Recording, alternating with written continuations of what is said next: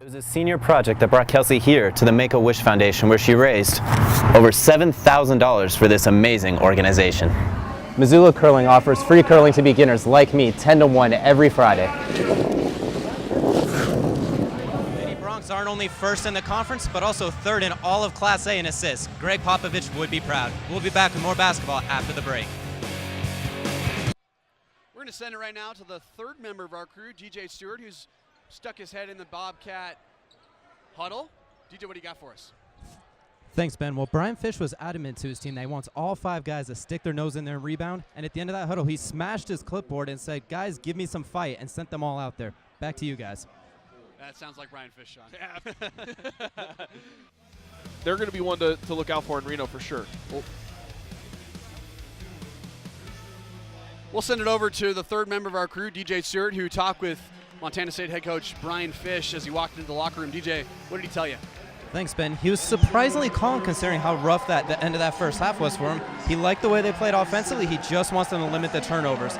If they can limit the turnovers, he thinks they'd be right back in this game. And going to the second half, just go get the boards. Show that you want it and go get it because it's there for the taking. Back to you guys. We'll now send it down to Mr. Stewart. DJ, what do you got for us? Thanks, Sean. Well, I talked to Coach Hayes coming out of the half and asked him why did they get such a successful first half. He said because they shared the ball and they were locked in on defense, and as long as they play with a purpose in the second half, good things will continue to happen. Back to you guys. Here's DJ Stewart with Hellgate head coach Rob Henthorn.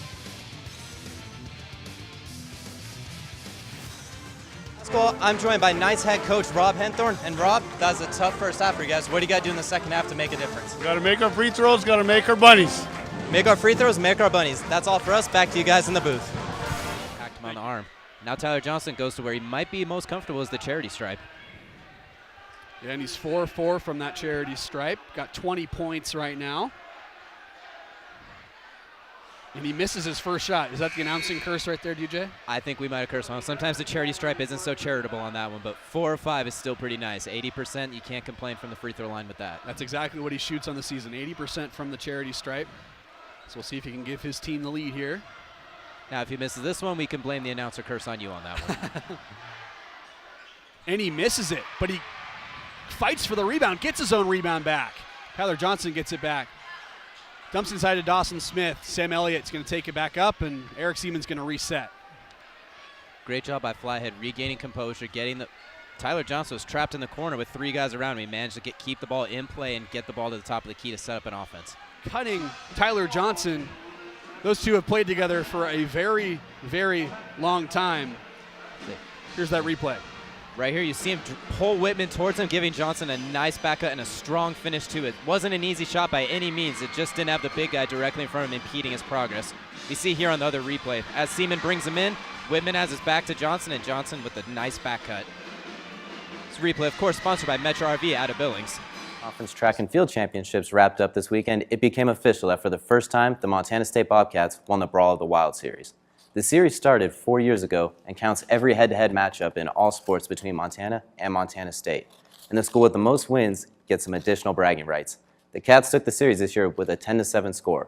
Of course, the big win came in football, where the Cats shocked the Grizz of Missoula 24-17. We took a closer look at this club and how you can be a part of it. DJ? Thanks, Mary. The University of Montana's Ice Holes is the only collegiate-sponsored ice fishing club in the United States.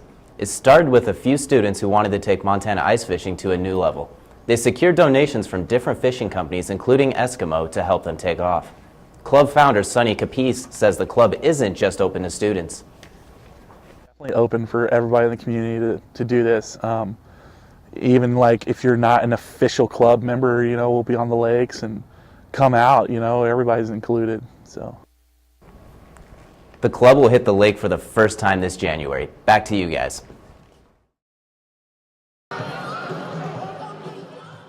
Cooper Sprunk plays football for the University of Montana. He is also a mentor to a group of elementary school kids in Gerber, California. He has been writing to them regularly for 3 years. Hey, would you like to be this teacher's pen pal? And I said, yeah, it'd be awesome, because I mean, I won't ever get this kind of opportunity again. Sprunk uses the letters to talk to the kids about doing well in school. The teacher told the class if they did well on tests, Sprunk would fly down to visit. He flew down in January and helped teach Jim and read to them. The lieutenant governor for the Montana Kiwanis, Michelle Wheeler, caught word of this visit and was touched by it. And I was so inspired by the work that Cooper was doing and the amazing impact that he's having on those kids. She started a GoFundMe to bus the kids to the closest Grizz game in Cooper's hometown of Portland. The kids saw Cooper play in person for the first time. Connor Avila and Dante Ortega have a message for Cooper and the team. Walk on your games and go Grizz. Go Grizz! The kids even wore pretend mustaches to emulate Cooper's. He recognizes the position he is in with these kids. In all reality, I mean, this is way cooler for me than it is for them, I think, just because I get to have this connection with these kids and, I don't know, make an impact on their lives. Wheeler says all the kids are dedicated to following Cooper's footsteps and going to college. For UM News, I'm DJ Stewart. Coming in again.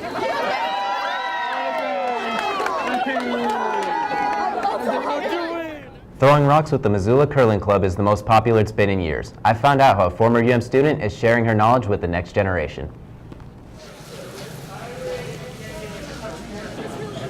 Meredith Stewart talks to her teammate about curling.